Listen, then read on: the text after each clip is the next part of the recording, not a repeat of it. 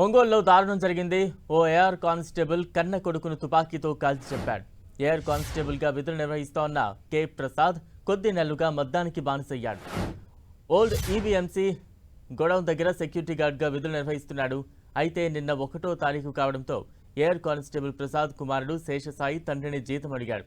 దీంతో కోపోద్రిక్తుడైన ప్రసాద్ కన్న కుమారుడిపైనే తుపాకీతో కాల్పులు జరిపాడు.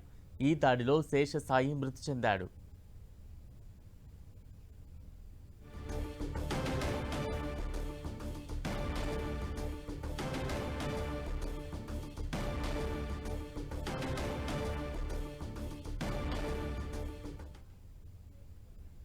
ఒంగోలులోని భాగ్యనగర్లో ఉన్నటువంటి ఖాళీగా ఉన్నటువంటి గోడౌన్ల దగ్గర అక్కడ ఉన్నటువంటి డ్యూటీలో ఉన్నటువంటి కానిస్టేబుల్ అతని కొడుకుతో పాటు వచ్చి కొడుకు జీతం డబ్బులు అడిగినందుకు తన దగ్గర ఉన్నటువంటి తుపాకీతోటి అతన్ని కాల్చడం జరిగింది. అతను హాస్పిటల్ తీసుకెళ్ళడం జరిగింది. అతను చనిపోయాడు.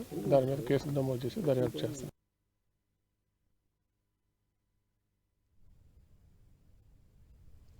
ఒంగోలులో దారుణ ఘటన వెలుగు చూసింది. కన్న కొడుకుపైనే ఏఆర్ కానిస్టేబుల్ కాల్చి చంపిన ఉదంతం వెలుగు చూసింది.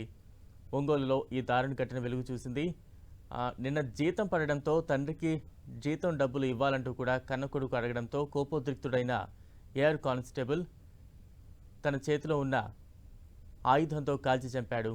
దీంతో హుటాహుటిన ఆసుపత్రికి తరలించినప్పటికీ శేషసాయి చనిపోయినట్టుగా వైద్యులు ధృవీకరించారు.